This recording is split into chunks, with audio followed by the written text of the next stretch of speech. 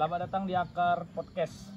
Hari ini kita akan berbincang tentang masalah agraria di Malindeman, Kabupaten Mukomuko.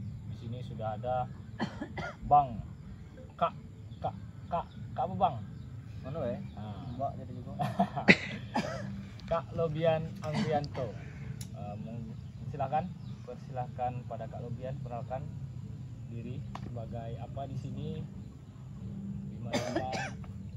Perkenalkan, saya Lobian Angrianto. Saya tinggal di Malindeman kurang lebih 3 tahun. Awal pindah ke Malindeman itu di tahun 2020 bulan Januari. Dan sekarang sudah di 2023, artinya sudah kurang lebih 3 tahun tinggal di Malindeman. Saya di sini tinggal di Desa Talangara sebagai warga Desa Talangara. Dan saya di sini sebagai sebagai masyarakat biasa sebenarnya kan, tapi sudah berproses kurang lebih selama 3 tahun ini bersama masyarakat Malindeman yang tergabung di satu kelompok tani, yaitu Perkumpulan Petani Pejuang Bumi Sejahtera atau P3BS. Nah, untuk saat ini saya dipercayakan sebagai sekretaris, karena di P3BS itu pakai sistem majelis, jadi dikomandoi oleh dewan dan untuk aktivitas organisasi itu dilaksanakan oleh sekretaris. Ya 3 tahun berarti di sini Kak Lobian ya. Sudah 3 tahun loh. Semenjak menikah. 2020. Semenjak menikah. Udah punya anak Kak? Sudah punya anak 1 dari istri pertama. Anak 1 dari istri pertama. Yang pertama. Istri kedua? Belum Ada. Oke, aman ya. Masih aman. Oke Kak. Malindeman ini kecamatan atau desa? Nah, Malindeman ini salah satu kecamatan baru di Kabupaten Mukomuko. Jadi dia kecamatan. Dia kecamatan. Pemekaran dari Kecamatan Ipu pada tahun 2006 pemekaran. Di Malindeman ini ada 7 desa. Desa Talang Baru, Air Merah, Talangara, Serami Baru, Lubuk Talang, Semambang Makmur, dan Gajah Makmur. Nah, ada satu lagi, UPTD Lapindo, itu terletak di Desa Lubuk Talang yang kemungkinan akan definitif menjadi desa di tahun ini kan. Tahun ini? Ya, jadi kalau nanti definitif berarti ada sekitar 8 desa tambahannya. Malindeman ternyata kecamatan. Ini desanya. Nah, ini tempat kita ambil video ini di Desa Lubuk Talang. Betul. P3BS berdiri tahun kapan? Nah, kalau P3BS sendiri berdiri itu secara resmi 2021. Tapi cikal bakal berdirinya itu sudah dibicarakan sejak 2020. Jadi 2021 itu kita kongres pertama. Nah, kongres pertama, dan akhirnya berdirilah secara resmi P3BS berdasarkan kongres itu 2021. Beranggotakan? Nah, untuk saat ini anggota P3BS itu kurang lebih 150-an anggota. Itu tergabung dari berbagai macam kalangan dan usia. Kita ada kelompok pemuda, ada kelompok perempuan juga, jadi beragam di P3BS. Nah, kemarin kan sempat terjadi masalah agraria di Malindeman. Itu kalau boleh tahu Kak, bagaimana sejarahnya terjadi permasalahan ini? Untuk konflik agraria ya. Nah, sebetulnya Malindeman ini salah satu kecamatan baru. Nah, tapi di Malindeman ini ada banyak sekali sebetulnya perusahaan yang melakukan investasi ya, kalau bahasa pemerintah itu kan investasi di Kecamatan Malindeman, yaitu perusahaan perkebunan sawit. Nah, kalau untuk konflik agraria itu sendiri sebetulnya berawal dari situ. Nah, berawal dari masuknya investasi yang yang disebutkan pemerintah itu yang kemudian bermasalah, ya kan? Nah, itu awal dari terjadinya konflik agraria di Kecamatan Malindeman. Kira-kira tahun berapa itu pertama kali masuknya investasi? Nah, kalau yang saat ini sedang berkonflik khususnya dengan P3BS itu di 2020, di tahun 2020 yang secara khusus terbentuk kelompok P3BS dan saat itu sudah mulai berkonflik dengan P3BS. Nah, tapi kalau kita runut lagi dari jauh, awal mulanya adalah di tahun 90-an. 90-an. Ya, 90-an. Sejak terbitnya izin HGU PT BBS tahun 95 nomor 34 dengan luas 1889. Nah, itu awal mula terjadinya konflik agraria antara P3BS dengan perusahaan perkebunan sawit. Nah, jadi di tahun 95 itu terbitlah satu izin HGU yang dengan luas 1889. Nah, pada tahun 95, 96 si BBS ini berhasil menanam kelapa hibrida dan kakao itu. Kelapa hibrida dan kakao. Ya, jadi izin HGU-nya si BBS ini komoditinya adalah kelapa hibrida dan kakao. Oke. Nah, dari luasan izin tersebut, berdasarkan informasi yang kami kumpulkan dari orang-orang tua kami, bahwasanya si BBS ini hanya menanami kurang lebih 380-an hektar Dari 1889. Nah, selebih dari itu adalah kebun masyarakat waktu itu. Nah, di tahun 97 si BBS ini meninggalkan lahan yang mereka garap. Ditinggalkan dengan alasan waktu itu terjadi suatu kebakaran lahan yang diakibatkan oleh si BBS melakukan pembakaran lahan untuk membuka lahan itu. Yang akhirnya apinya itu sampai membesar dan tidak terkendali dan akhirnya membakar kebun-kebun karet masyarakat waktu itu. Nah, kemudian waktu itu masyarakat beserta dengan kepala desa, tokoh agama, tokoh adat, tokoh masyarakat melakukan aksi demo ke BBS. Nah, akhirnya waktu itu mungkin tidak terjadi kesepakatan dan si BBS juga tidak mampu memenuhi kebutuhan masyarakat yang menuntut waktu itu untuk dipulihkan lagi lahannya. Akhirnya si BBS meninggalkan lahan, ya, meninggalkan lahan HGU-nya. Itu tahun 97. Nah, akhirnya yang 380-an hektar tadi si BBS kan sudah pergi. Nah, kemudian yang 380-an hektar tadi ya kembali dijadikan ladang kebun oleh masyarakat di sini. Oh, dirawat. Nah, sampai pada tahun 2025 datanglah perusahaan baru. Artinya kan dari 97 sampai tahun 2005 itu kan si BBS tidak melakukan aktivitas lagi di situ. Nah, mungkin untuk teman-teman yang lebih paham Bisa disebut terbengkalai lah lahan. Iya. Ya, itu masyarakat melihat itu terbengkalai atau terlantar kan. Nah, karena mengapa dari tahun 97 sampai ke 2005 itu terbengkalai kan.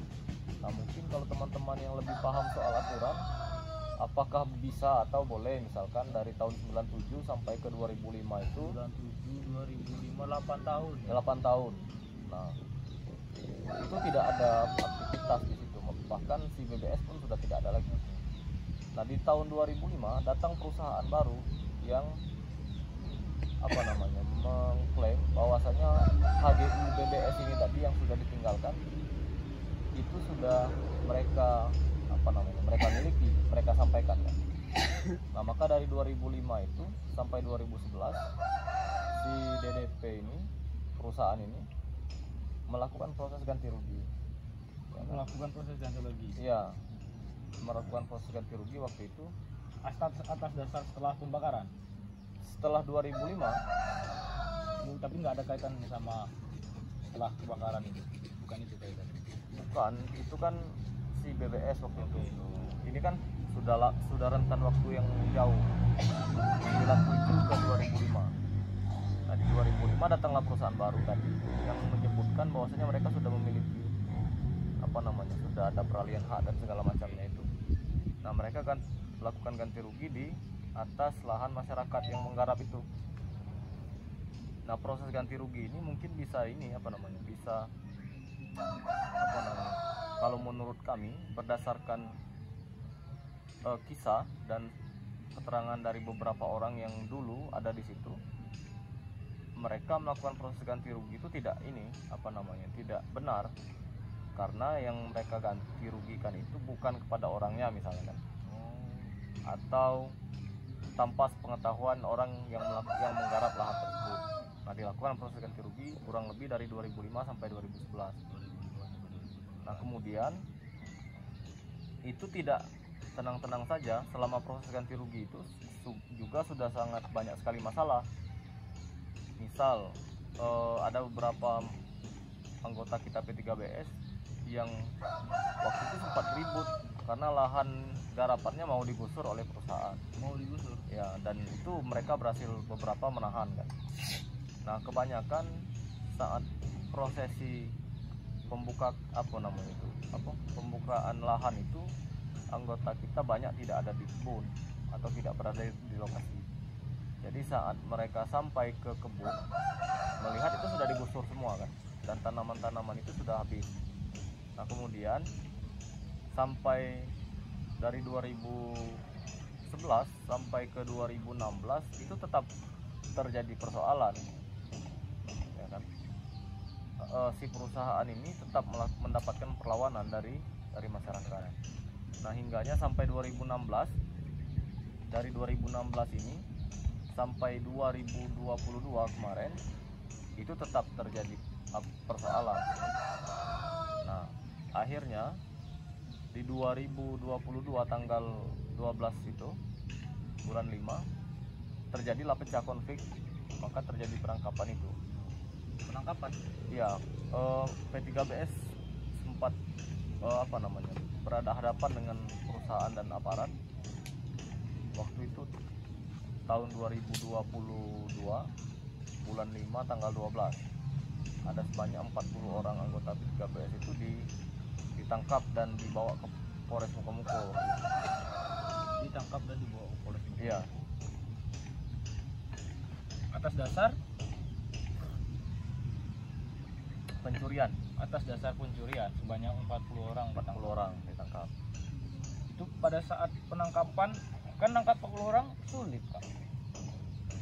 Terus itu proses penangkapannya seperti apa kalau 40 orang? Nah, waktu itu siang ya, kurang lebih sekitar jam 11 atau jam setengah 11 itu siang. Waktu itu ada perusahaan yang melakukan aktivitas panen di salah satu lahan garapan anggota dari P3BS. Jadi mereka melakukan aktivitas panen waktu itu, perusahaan. Nah, ketika perusahaan sedang melakukan aktivitas panen itu di lahan anggota P3BS, kami datang ke sana. Kami sampaikan bahwasanya kami meminta si perusahaan ini berhenti melakukan aktivitas panen. Dan karena perusahaan itu melakukan aktivitas panen di sana, maka kami juga mengambil buah di situ. Nah, kurang lebih sekitar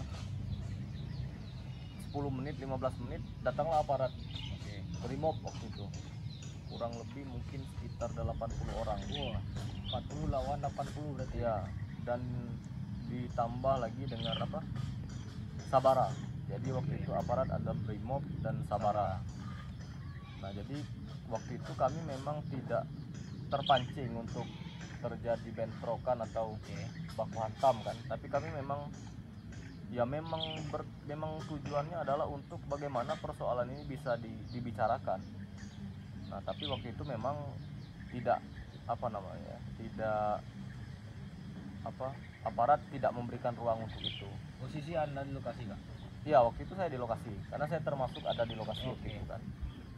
Nah, jadi aparat Brimob waktu itu tidak memberikan ruang untuk kita melakukan pembicaraan di situ, karena memang tujuan dari kami hari itu adalah bagaimana melakukan pembicaraan dengan pihak perusahaan, karena pihak perusahaan kan tidak pernah mau bertemu, mengelak untuk bertemu. Nah, akhirnya waktu itu kami diminta untuk menjelaskan persoalannya di kantor.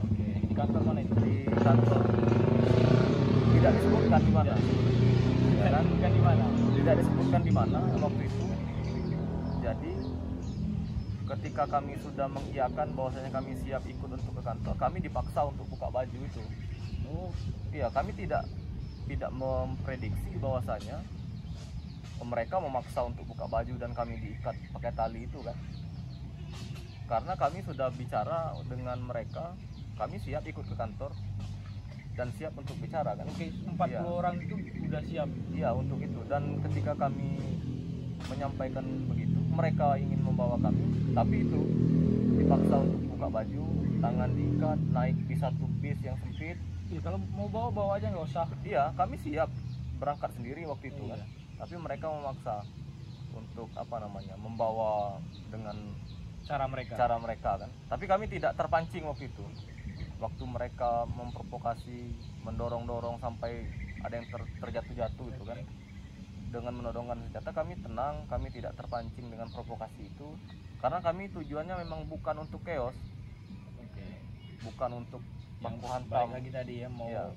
Tapi kami memang bagaimana waktu itu untuk membuka ruang, karena perusahaan sulit ditemui. Oke. Akhirnya dengan cara itu. Ya, akhirnya salah satu cara yang paling paling memungkinkan waktu itu yaitu dengan bertemu di kebun. Lapangan. Ya, bertemu di kebun. Dan kami juga tidak mengira akan didatangi aparat sebanyak itu. Nah, akhirnya ya kami tidak ingin terjadi sesuatu hal yang buruk gitu, karena kami juga bukan bukan dalam agenda untuk bertarung kan Oke. begitu. Nah, akhirnya kami ya mengikut saja, ya dipaksa buka baju, kami buka. Diikat tangan dengan tali, ya silakan ikat.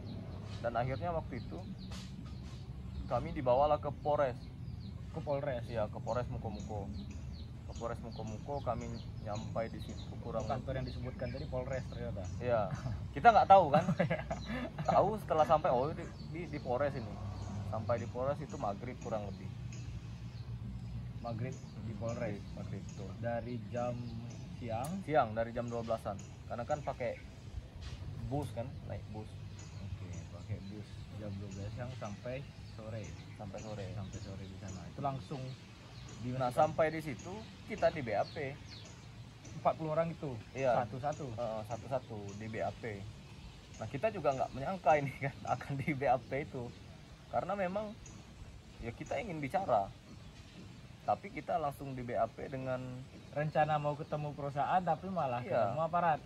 dihadapkan dengan aparat itu tadi. Dan akhirnya kita langsung di BAP, terus langsung ada pasalnya itu kan, Langsung keluar. langsung keluar diperiksa sebagai saksi, terus besoknya ditetapkan sebagai tersangka kan. Diperiksa sebagai saksi, ditetapkan sebagai tersangka. Waktu itu Pasal pencurian. pasal pencurian. Pasal pencurian. Itu 40 orang, Kak. Enggak, biasanya kan nggak mungkin cuma pasal pencurian 40 orang itu. Nah, ini ada yang beberapa berlapis pasalnya. Ada yang sebagai provokator. Jelas ya. Jelas. Karena satu grup kayaknya itu, Pak. Satu grup. Nah, itu yang menarik sebenarnya kan dari proses konflik agraria di Malindeman. Memang berdinamika dari berpuluh-puluh tahun kan. Dari 97 sampai 2023 saat ini, sampai sekarang. Itu penangkapan itu tadi kan ada yang kelompok wanita, kelompok pemuda, terus anggota B3BS. Itu yang 40 orang itu termasuk juga ada kelompok pemuda dan wanita. Nah, waktu di hari kejadian itu semuanya adalah kepala keluarga. Oke, semuanya adalah kepala keluarga. Iya. Ada yang sudah ya kepala keluarga. bapak-bapak semua itu. Bapak-bapak semua. Dari ada yang masih muda, ada yang sudah tua. Paling tua Paling tua 56 tahun. 56 tahun dibuka 56 baju diikat tangannya. Diikat tangan. Jadi 56 tahun. 56 tahun. Dan yang paling muda waktu itu ada yang masih di bawah 25 tahun ada. Ada yang masih di bawah 25 tahun ya. 56 tahun paling tua. Itu pada saat penangkapan nih ditetapkan sebagai tersangka. Terus ditahan, otomatis ditahan. Itu berapa hari? 11 malam ya. 11 malam 12 hari. 11 malam 12 hari. 12 hari. Sebanyak 40 orang. 40 orang. Cukup masuk ke penjara itu di. Nah, di rumah tahanan Polres itu Memang sedang kosong kayaknya. Penjaranya. memang ada satu blok yang tidak terpakai kan. Jadi kita yang pakai. Blok yang sedang kosong gitu. 40 orang. Jadi ada 4 ruangan. Oke, 4 ruang. 4 ruangan di beberapa hari, saya lupa tepatnya berapa hari. Tapi memang waktu di hari pertama dan hari kedua itu 3 ruangan yang dipakai. Berarti ada yang 13 orang, ada yang 15 orang dalam satu ruangan. Ruangan berapa kali berapa kira-kira? Mungkin 4 kali 5 mungkin. 4 kali 5. Berarti ada yang tidur berdiri enggak? Enggak, kita rapat-rapat itu. Oh, rapat-rapat ya. Susun dencis. Susu dencis. Belum susun api unggun belum. Belum susun aku papinggun. Nah, kapan 11 hari. 11 hari itu tapi nggak ada tindakan hal yang dilakukan aparat pada saat penahanan. 11 hari itu Apa ditangkap aja seperti biasa nggak? ditangkap, terus kita di BAP. Nah, kami kan nggak tahu sebenarnya apa yang terjadi di luar ini kan, maksudku di luar Kejadian di luar penjara Ya. itu kami nggak tahu karena memang handphone kita nggak pegang, terus kita tidak bertemu orang sejak tanggal 12 itu. Iya, karena ini kan kita di dalam ber-40. Nah, kita nggak tahu apa yang terjadi di tidak ada dunia. penjengukan, nggak boleh dijenguk. Ada waktu itu, tapi sudah beberapa hari kemudian kan. Nah, kemudian memang kami nggak tahu apa yang terjadi di luar sini, di luar. Tapi memang waktu itu sempat rame di dalam. Jadi kita dijenguk oleh wakil bupati, dijenguk oleh ketua. Itu hari keberapa itu, Bang? Itu kalau aku nggak salah di hari ketiga atau hari ketiga kalau aku nggak salah.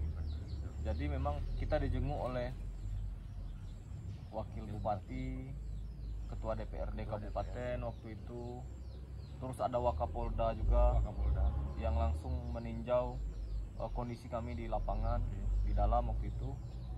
Terus ada rame sih sebenarnya, ada BIN juga yang datang kan, Termasuk badan itu di iya, juga. BIN, terus ada juga Propam dan segala macamnya itu kan. Ada banyak sih yang datang ke kami waktu itu, dan mereka semua melakukan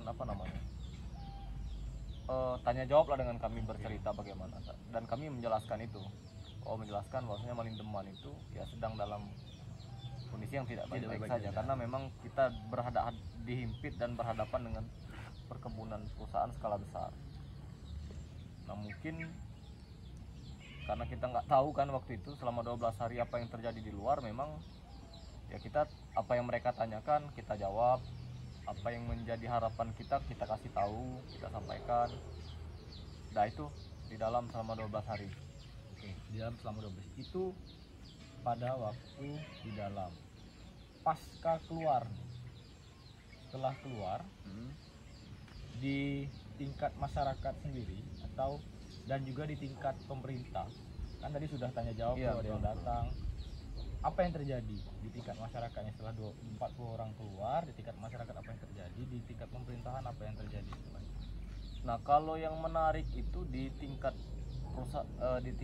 pemerintah ya, baik itu dari pemerintah Kabupaten Muko, terus di pemerintah provinsi. Nah, itu sudah sangat karena mungkin waktu itu booming ya. Oke, viral. Ya, viral kalau bahasa sekarang.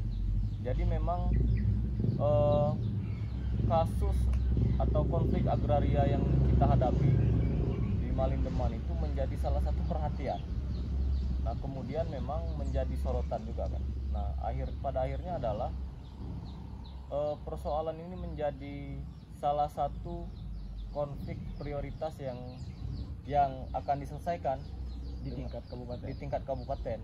Karena dengan kejadian penangkapan 40 orang itu, ya, akhirnya terbentuklah beberapa tim di Kabupaten Mukomuko. Di Pemda Kabupaten Mukomuko itu terbentuk 2 tim. Satu tim penyelesaian konflik sosial, ya kan, dengan tim gugus tugas reforma agraria. Nah, terus di DPRD Mukomuko itu terbentuk tim pansus yang khusus bicara soal penyelesaian konflik di Malindeman. Oh, ada 3 tim terbentuk. Ada 3 tim yang terbentuk pasca itu. Jadi kan memang dengan dengan begitu banyaknya dinamika yang terjadi di sini, maka orang melihat bahwasanya ini serius dan perlu cepat diselesaikan. Nah, itu salah satu poin positif yang menurut kami yang yang menjadikan perjuangan ini tidak sia-sia. Ada progres yang kemudian itu sangat bagus kan untuk bagaimana konflik ini bisa diselesaikan. Nah, kalau untuk di tingkat masyarakat khususnya di Malindeman, nah ini juga berdinamika, juga banyak sekali sudut pandang yang yang kemudian menyadarkan masyarakat itu secara perlahan bahwasanya yang kita perjuangkan ini adalah sesuatu hal yang tidak bisa disepelekan.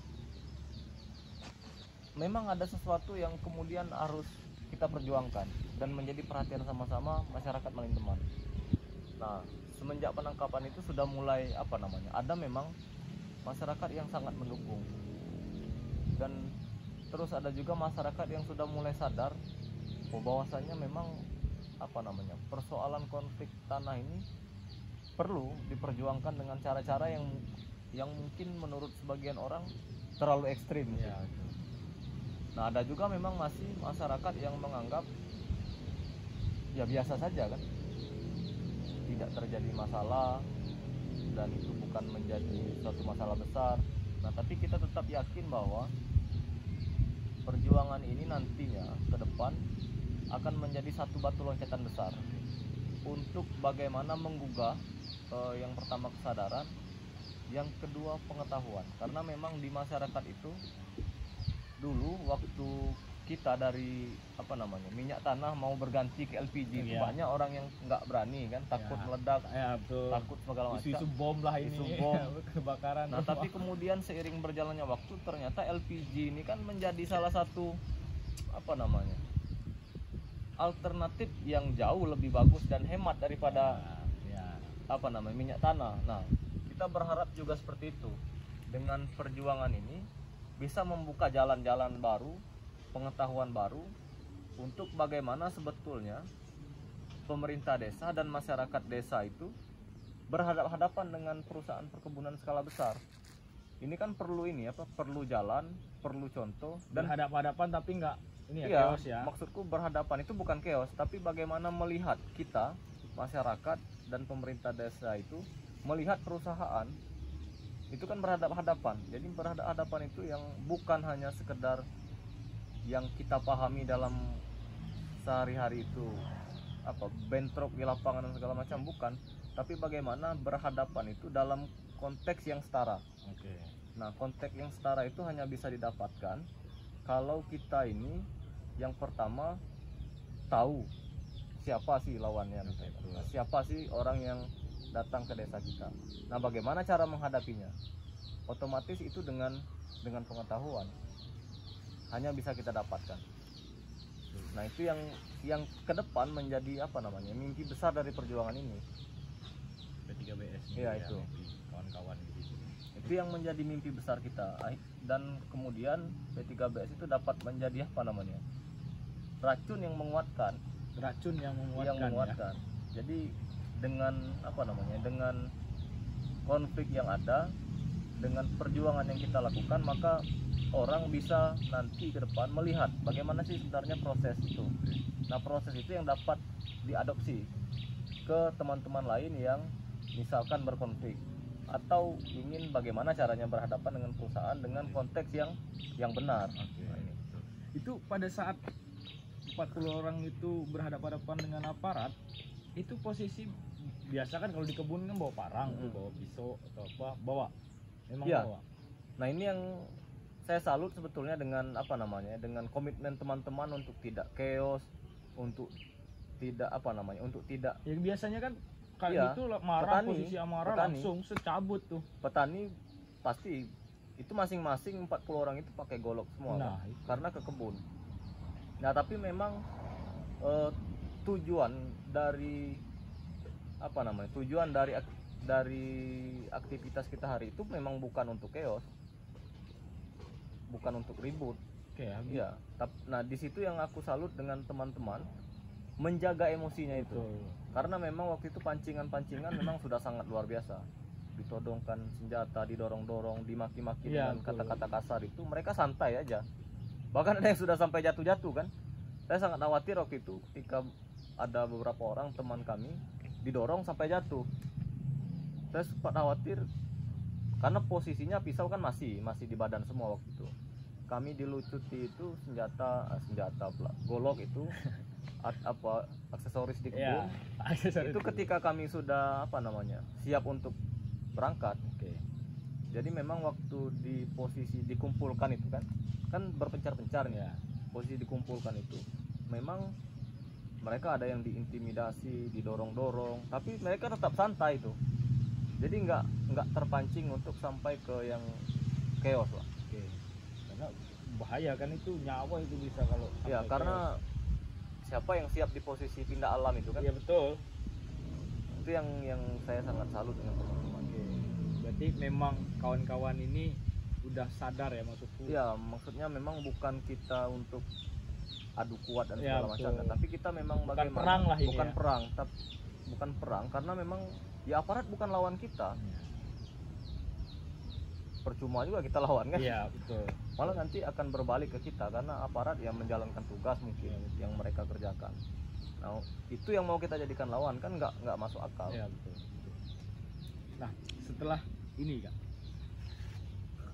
ini sekarang di tahun 2003 atau yang terakhir setelah pembentukan tim pansus tadi ya, ada 3 tim itu progresnya seperti apa untuk sekarang? Nah, ini yang sangat bagus sebetulnya progresnya dalam 1 tahun ini sejak 2022 itu. Nah, ini sekedar apa namanya, sekedar informasi buat kita semua sebetulnya. Nah, pasca kita keluar dari tahanan itu, maka terbentuklah tadi yang ku cerita ada 3 tim. Nah, mungkin yang pertama adalah tim Pansus DPRD Kabupaten. Nah, tim Pansus DPRD ini mereka bergerak di dua persoalan. Nah, yang pertama itu sudah sangat sudah deal ya. Sudah deal dan bahkan sudah bekerja, ini sudah sangat lama. Yang pertama, tim Pansus ini bagaimana mengejar kewajiban perusahaan yang 20% itu dari nanti izin HGU-nya yang akan diperpanjang, ya kan? Nah, terus akan ada yang dikeluarkan dari 1889 itu yang akan diiklapkan seluas 953 hektar. 953 Hektar dari 1889. Oke. Nah, artinya akan ada 953 yang dikeluarkan dan akan ada yang diperbolehkan. Diperbolehkan. Ya, diperbolehkan. Artinya kan bisa tidak diperbolehkan. Oke. Nah, itu 935. 953, 935. 35. Oke. Ya, 953 yang akan diiklapkan. Oke. Karena ini adalah kebun-kebun masyarakat yang masuk di dalam sertifikat HGU. OGU. Nah, jadi kan untuk pengakuan haknya tidak dapat terpenuhi karena kebun ini ada di dalam sertifikat HGU. Nah, jadi nanti yang 953 ini akan dikeluarkan dari izin HGU yang 34/1889 ini. Nah, kemudian yang diperbolehkan diperpanjang itu sisanya 935. 935. 935. Nah, yang diperbolehkan ini adalah yang akan kita kejar itu kewajiban 20%. Oh, kewajiban 20%. Jadi kalau misalkan nanti ini diperbolehkan diperpanjang dan kemudian dia keluar izin baru, maka ada kewajiban sebesar 20% dari izin itu untuk masyarakat. Oke. Nah kemarin di rapat pansus yang terakhir itu ada tim GTRA juga di dalamnya, ada pansus. Rapat terakhir itu tanggal 10 April 2023 bahwasanya nanti akan dibentuk tim di tingkat desa yang akan membicarakan sebetulnya desa ingin diapakan yang 20% tadi. ini. Nah, itu di tingkat desa hari ini sudah terbentuk tim. Oke. Ya, dan timnya sudah dibentuk dan maunya seperti apa sedang dalam proses pembicaraan. Oke. Jadi itu yang progres yang sangat bagus menurut kami, karena dalam 1 tahun sudah sejauh itu. Iya. Nah, itu yang dari tim pansus DPRD Kabupaten. Nah, tim di desa juga sudah terbentuk. Oh, tim desa Ya, udah. sudah untuk Kabupaten sudah ya. juga. Jadi di tim tingkat desa ini ada beberapa elemen yang terlibat. Baik itu di desa penyangga itu sendiri, yaitu desa Talangara, terus akan dibantu oleh desa tetangga, desa Lubuk Talang, Air Merah, dan Serami Baru, dan dilibatkan juga orang setingkat kecamatan. Terus akan ada juga yang masuk ke dalam tim itu dari Polsek, Koramil, dan akan ada juga orang perusahaan yang masuk di tim ini. Oke. Jadi mereka nanti akan bicara soal yang kewajiban 20% itu. 20% tadi seperti apa? Misalkan desa ini maunya seperti apa nih pengelolaannya nanti, dikelola seperti apa, nah gitu. Nah, itu yang cerita soal tim pansus yang dibentuk oleh DPRD. Nah, kemudian yang tim GTRA Kabupaten ini yang khusus sebetulnya tim ini bicara soal reforma agraria. Nah, itu yang saat ini P3BS akan mengusulkan. Nah, jadi P3BS itu memperjuangkan redistribusi TORA. Oke. Nah, yang akan kita usulkan ke tim GTRA Kabupaten. Kemudian akan kita tembuskan juga ke GTRA Provinsi dan kita langsung ke Kementerian ATRB. Langsung ke kementerian Ya. Jadi kita mengawal itu kan. Oh, P3BS. Nah, termasuk yang tadi yang 20% dan pelepasan yang 953. Oke. Jadi P3BS itu bisa juga dikatakan sebagai apa namanya? Sebagai ini apa? Jembatan. Apa? Ya, bisa dikatakan begitu. Nah, itu sudah sangat jauh sih. Kalau yang kita lihat mungkin sudah di 60 atau 65% lah. Oke, 65%. Proses penyelesaiannya ya di tingkat kabupaten dan desa. Itu Bung Jamal. Oke. Ini DDP ya, permasalahannya di perusahaan DDP. Ya, kalau izin HGU sampai hari ini yang masih terdaftar di Kanta BPN Muko-Muko itu adalah HGU BBS. Nomor 34 itu. BBS. Ya, Bukan DDP. bukan DDP. Oh, HGU-nya. HGU-nya. Ya, tapi yang melakukan pengelolaan di atas lahan ini kan si DDP. Oke. Nah, dan kemudian kan terjadilah pembicaraan bagaimana nanti ke depan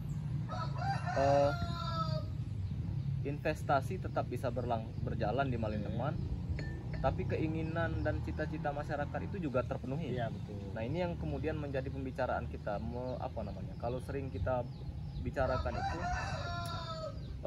penyelesaian konflik menuju kemitraan. Nah, ini yang konfliknya selesai dan bagaimana kita tetap bisa Biar berimbang ya. Ya, berimbang. Karena yang kita tidak ingin ada pihak yang dikalahkan. Ya bukan bicara menang kalah Ya, ya. bukan bicara menang kalah, tapi menyelesaikan persoalan. Menyelesaikan persoalan, benar-benar menyelesaikan persoalan. Ini yang bermasalah ini di desa Malindeman ini, lihat kan banyak sawit. Itu memang semua sawit yang di sekitaran ini punya perusahaan BBS atau DDP atau. Nah, ini Malindeman ini dikelilingi oleh banyak perusahaan. Jadi bukan hanya BBS dan DDP. tapi kita dikelilingi juga oleh perusahaan Agromuko, terus ada Alno juga, ada DDP, terus ada anak perusahaan mereka ini sebenarnya sama aja kan, agro, terus ada Alno, ada DDP. Nah itu perusahaan yang skala besar yang ada di kecamatan kita Malindeman. Dikepung berarti Ya kita dikatakan pas di tengah-tengah posisi. Mungkin kalau Jamal kemarin lewat siang, kalau masuk dari arah Ipu kan, masuk ke Malindeman, nah itu ada perkebunan kelapa sawit milik Agromuko. Nah kalau di seberang sungai itu PT Alno Air Ikan Estate. Di sebelah sini kiri di atas kan arah ke hulu itu ada PT DDP. Jadi kita betul-betul di tengah-tengah, dihimpit lah kira-kira kan seperti itu. Kalau kita lihat dari atas, kita posisinya di tengah-tengah. Itu yang bermasalah DDP aja, apa yang lain juga bermasalah? Nah sampai sejauh ini kita tidak tidak fokus ke yang lain, karena kita memang P3BS ini fokus di lokasi yang yang saat ini sedang berkonflik. Kalau yang lain kita nggak tahu ya, karena kita memang belum fokus ke situ. Jadi yang bermasalah sama yang kita tahu betul bermasalah itu ya ini yang saat ini sedang berkonflik dengan P3BS. Harapannya Kak ke depannya, baik untuk pemerintah, untuk kawan-kawan P3BS, untuk masyarakat Malindeman juga khususnya, apa Kak? Yang pertama sebenarnya harapan kita yang paling besar itu adalah bagaimana persoalan ini bisa selesai. Jelas ya. Nah, itu yang menjadi fokus dan harapan kita. Nah, kalau untuk yang lain-lain itu memang terkadang dalam berproses ini tidak semua hal yang kita inginkan itu bisa dicapai, dan tidak semua orang yang kita temui itu bisa sepemahaman dengan kita, dan tidak semua orang juga yang kita temui itu apa yang mereka ucapkan itu sesuai dengan apa yang ingin telinga kita dengar, tidak. Tapi yang menjadi fokus adalah walaupun semuanya itu tidak dalam suara yang sama, tidak dalam pemikiran yang sama dan gerakan yang sama, tapi tetap dalam satu tujuan, bagaimana persoalan ini bisa terselesaikan. Itu yang menurut kami menjadi harapan besar. Itu yang menurut ya, impian lah ya. Iya, untuk itu, karena memang persoalan ini sudah berlangsung sejak lama. Ya betul. Dan ada juga karena persoalan yang sudah berlangsung lama, timbul persoalan-persoalan lain yang kecil-kecil, merembet ke hal-hal yang memang terkadang seharusnya remeh, tapi karena berlangsung lama akhirnya berdampak. Nah ini yang kemudian harapan kita bisa terselesaikan dengan cepat itu. Oke, terima kasih Kak Rubian untuk sharing-sharingnya, berbagi informasinya. Ya, terima kasih Jamal. Semoga kawan-kawan P3BS bisa mencapai apa yang diimpikan. Amin. Khususnya ya, dan juga semoga pemerintah juga mendengar ya kawan-kawan di Malindeman khususnya yang terhimpit, dan kayaknya bukan hanya desa Malindeman aja yang di Indonesia ini terhimpit dengan perusahaan-perusahaan, di wilayah lain banyak juga yang seperti itu. Semoga mereka juga bisa melihat apa yang kita lakukan dan menjadi semangat buat kawan-kawan lainnya di luar sana. Oke. Terima kasih. Itu saja, sekian dari saya Jamaluddin, Salam Akar Foundation ya, dan sampai jumpa di lain kali di Akar Podcast.